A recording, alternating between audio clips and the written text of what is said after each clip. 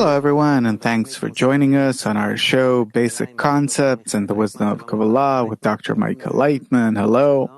Hello, everyone. On our show, we take one concept each time and try to explain it in the simplest way and the most emotional, closest way to a person who just started studying the wisdom of Kabbalah. And our concept for today is shame. Now, when I hear the word shame, emotionally wise, what it does is that it gives me a very unpleasant feeling. It gives me a feeling like I want to hide someplace so no one will find me. Why does Kabbalah talk so much about this feeling called shame? I feel the opposite. When I feel shame, I'm happy. And I'm open to everyone. And I want to shout out to everyone, look, I'm ashamed. Why not?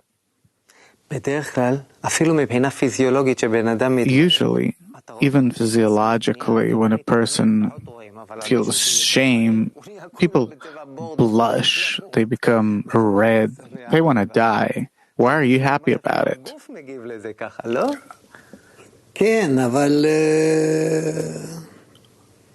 Look, you're right, that shame is a very deep feeling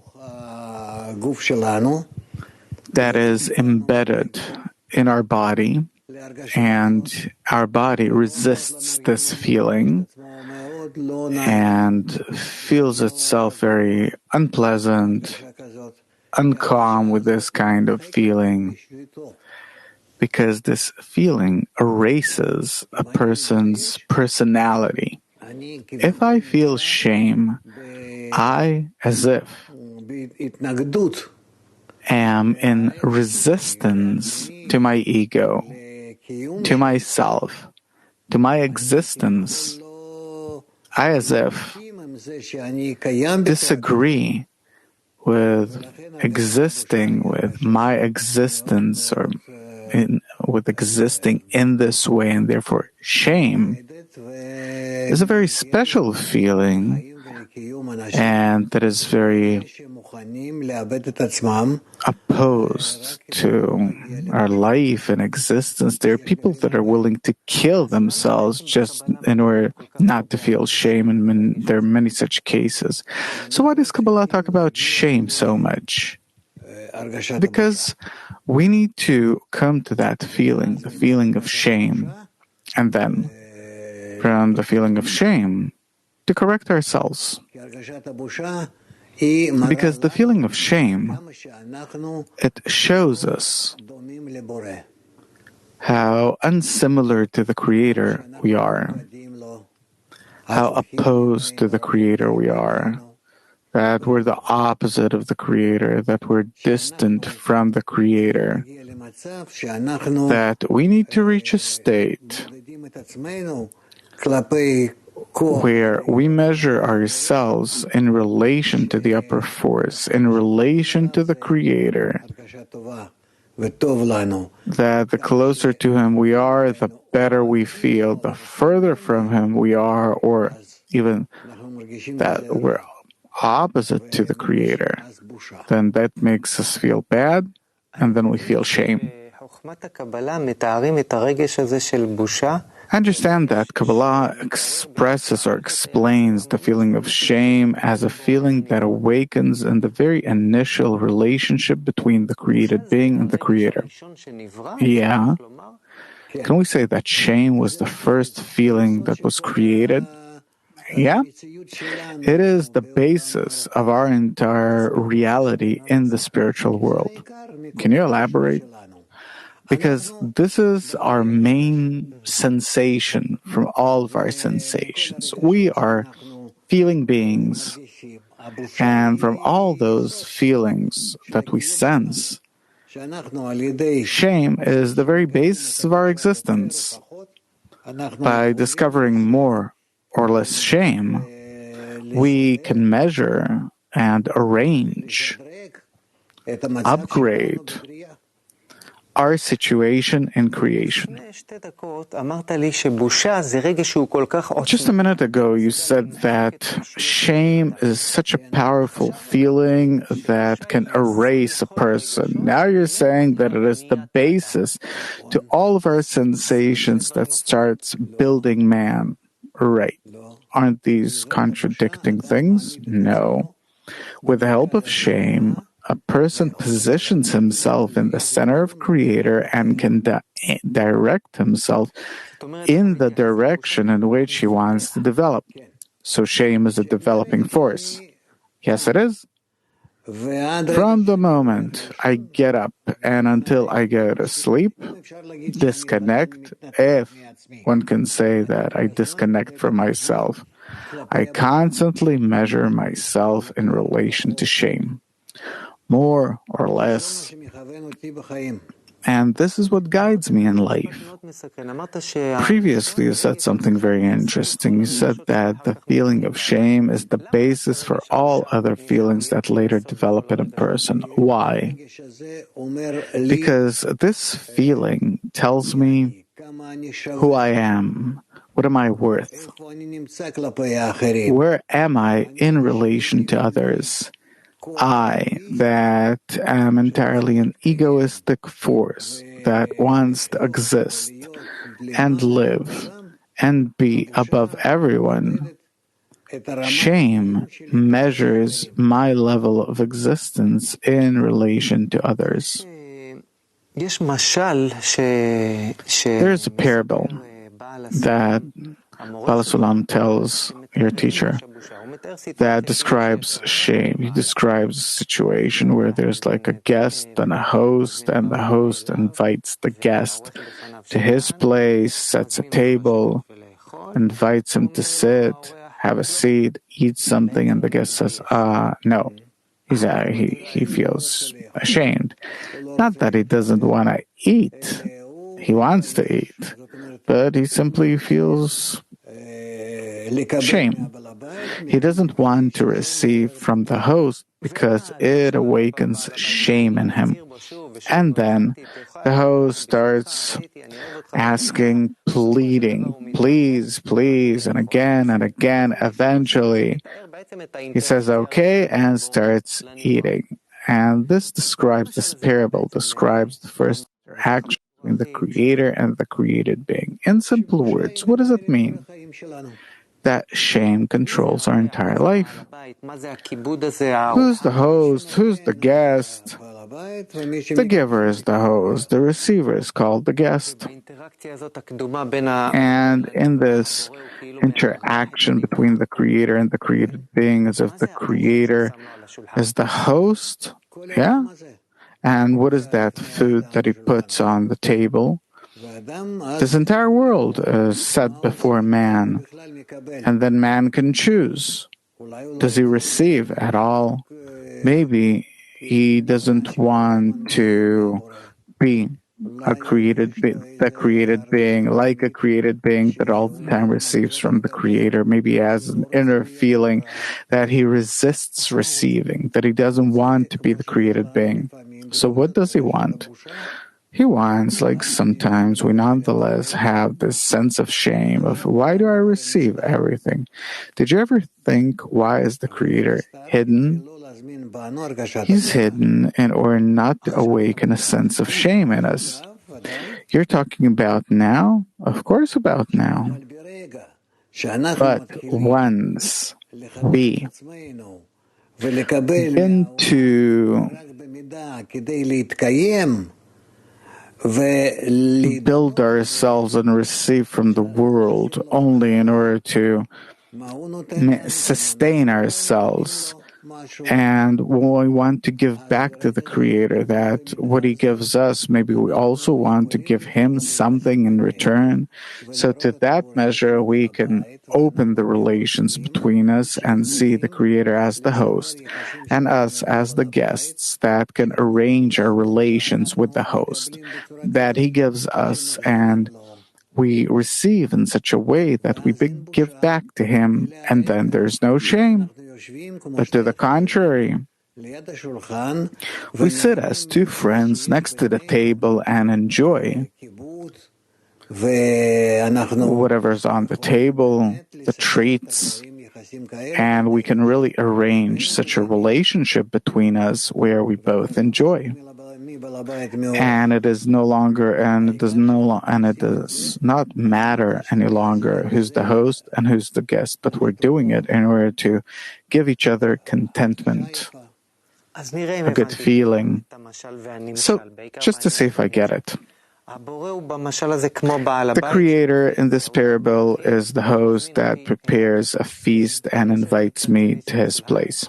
Yeah, I'm sitting on the other side of the table. The table is full of great things. I'd be happy to eat the entire table, but I'm ashamed. At first, why am I ashamed? Because you feel inferior. But he invited me. What am I to blame for here? But still, you have your sense of dignity, and you can't just receive something off the table because you feel that it's not yours. And then you feel it as bread of shame. Okay, and then you need to do something in order to equalize yourself or the situation. You need to equalize yourself with the host in a situation, with the situation where he gives you, and so maybe I'll invite him tomorrow. Yeah, but we're talking now about the meal. That you'll tell him something that will make him happy or something, and he'll be happy that he's with you, and by that you'll pay for it. You'll complete the relations between you. So, were he not to set all these things on the table, then the feeling of shame would have not awoken in me. Right. So the host is to blame for the shame that I feel. Of course, so what? So to begin with, the creator, he set up this entire scenery in order for me to sit in my chair and feel shame? Yeah? Why? In order for you to really be able to reach equivalence of form with him in your relationship. What do you mean? That in your connection, you will reach the state where you are like the host. Just like you're sitting with a friend of yours and you don't owe each other nothing, but you simply enjoy being together. So what can I give him as the guest? He's giving you food. Pleasure. Yeah. Think, how can you give him pleasure?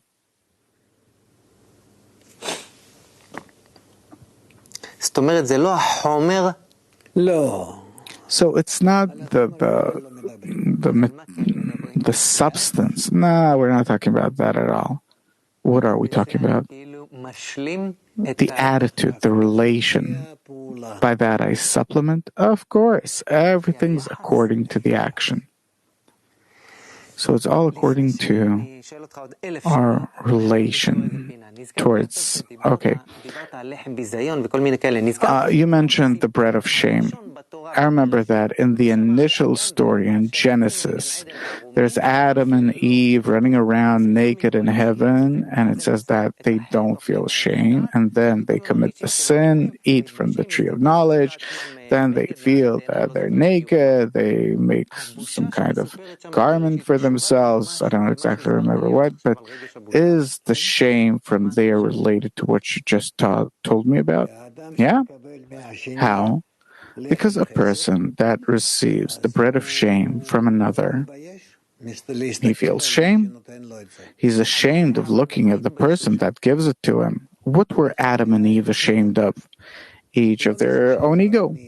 Not because they were naked. So it says that they were naked. Naked meaning that they couldn't cover their egoistic attitude toward each other and the Creator. This is what caused them to feel shame. They discovered how egoistic they are. Of course. Of course. Where did you see? Where did you see it in animals or Someone feeling shame that they're naked. And when they put on clothes, the shame, it calmed down their shame. So what is this clothing? Your attitude towards another, that they want to arrange their attitude towards the other, that it's like they're the host, like they give to the other. So just to see if I get it, you're saying that eventually the entire story is the matter of the relationship between the two. If a person discovers that his attitude towards the other person is egoistic, he starts feeling shame. Yeah. And if he can develop a non-egoistic attitude of love and giving like the host that prepared everything, then the shame disappears. Now, after I understand what's going on in the root of creation between the Creator and the created being, in our world, in our life, the feeling of shame, is it similar somewhat to that initial shame in the root of creation, or not at all? Not at all. No connection, no relation. In our world, shame is if a person receives and everyone looks at him and they understand that he received something that he does not deserve. He's a thief. And therefore he feels shame, if at all. Or he's ashamed of stealing. Either he's ashamed of stealing, or he's ashamed because he's a thief and he was caught, etc., etc. So it's like you described until now, that the egoistic attitude or relation awakens a sense of shame. Right. And how is it different from a spiritual shame? In spirituality, shame is in relation to the Creator. Oh, what does it mean? Well, it could also be in relation to the created beings, that I'm ashamed of receiving from the Creator. When a person feels shame in life, he wants to run away from it, hide.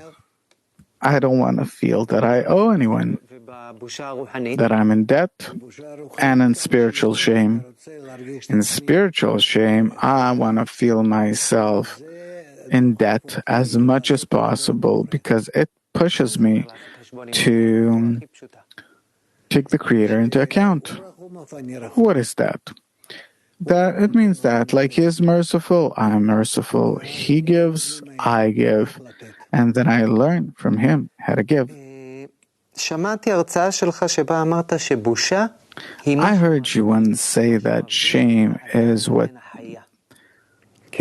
tells man apart from animal. Why? Because animals, they are inferior to man because they feel no shame. Why do they feel no shame and man does? Because that is how it was created. The sense of shame in an animal does not give it the ability to be ashamed. And it's not to blame for. Man is to blame. Man, when he's born, he doesn't feel. You can see it on little children. They come up to you, grab what you have like animals. Only later on, the human species develops in them, a few years down the line, if it develops. So we said if it develops. I want to talk about a person's spiritual development. Suppose I start studying the wisdom of Kabbalah, I start developing my spirituality. Should I expect that at some point a special sense of shame will awaken in me, something that I didn't feel until now? Yeah? What should I expect exactly? That you will feel that you're in the world of the Creator, of the host, and that you're all the time in front of Him. And what you receive from this world, even the air, even a cup of water, a glass of water, you receive all of it from Him, and you need to give all these things back as a guest to the host. Give it back in what? at least in the form of your relation, your attitude. You don't need to pay $1 for a cup of tea, but you need to think, how do you equalize yourself, equalize your attitude to that of the Creator, as He is merciful, so are you, etc., etc. Which means what? That you wish to be with Him in an equal way and not to receive anything that you can't give back. I give Him back as if give thanks for the air that I breathe, for the food, for the kids, for the health. I say thanks for all that, for each and every detail, and then you start feeling how He is encompassing you from all sides. And it's enough for Him that I say thank you. Not what you will tell Him, but that you will feel it. What's the difference? Because attainment, to feel means to attain, and when you just say it, maybe you just understand it somewhat. So what does it mean to say thank you? To feel that you feel gratitude towards the Creator. You just said that the Creator is hidden in order not to shame me, in order to give you the ability to develop freely, to reach a state where you will be like Him, to feel what it means to receive and to give like Him. What does it mean to be like the Creator? That you want to be like Him?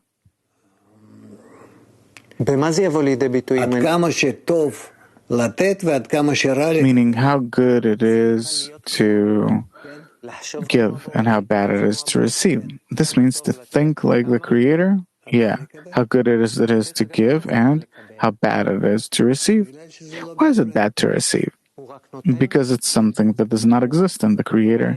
He's only the giver, lover. Yep. In my spiritual development, will I need to feel shame for my desires, urges? No. Shame is a result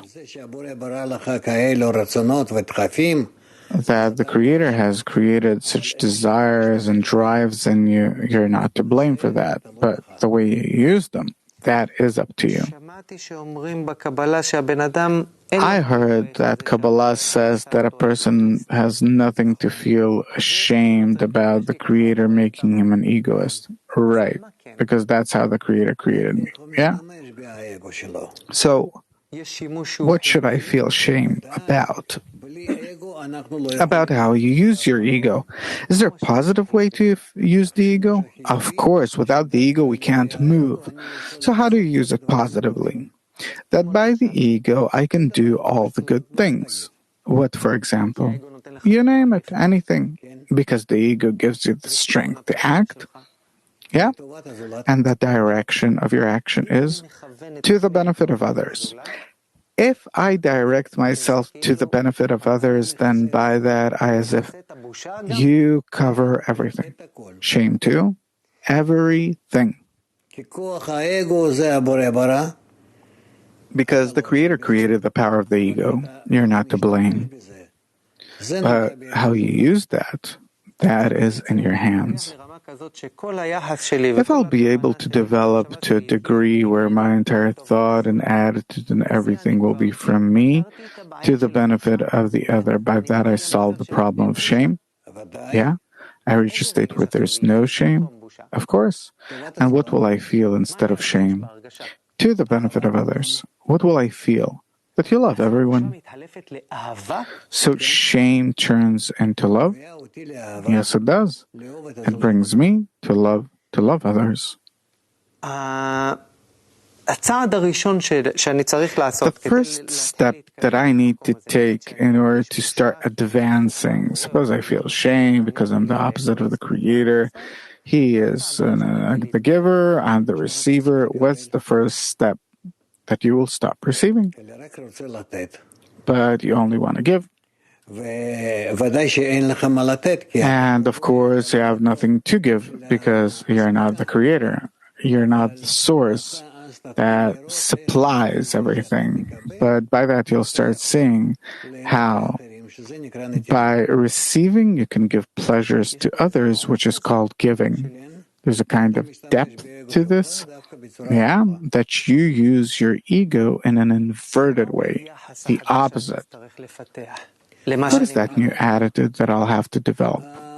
Love. Love. My time's almost up, and I have many more questions. Today, if I look at things globally, it seems like we're living in times where no one feels shame. Why? Because this is how we arrange the world. Is it supposed to advance us towards something? The recognition of evil. Meaning what? How evil we are, bad we are, and that we have to invert ourselves towards bestowal and love toward each other.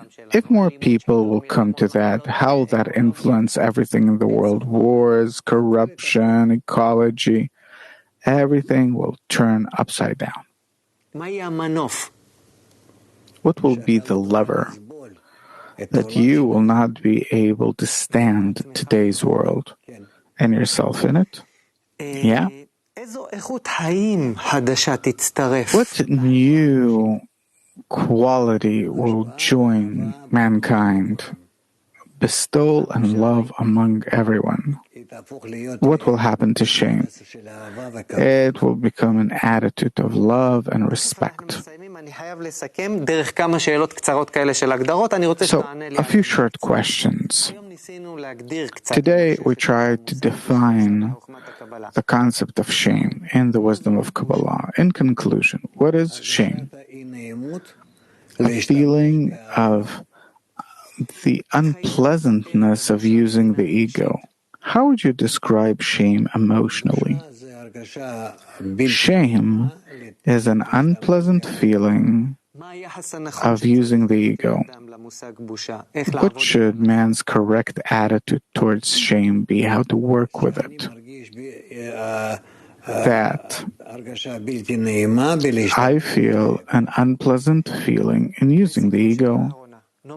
In conclusion, suppose now I start studying the wisdom of Kabbalah.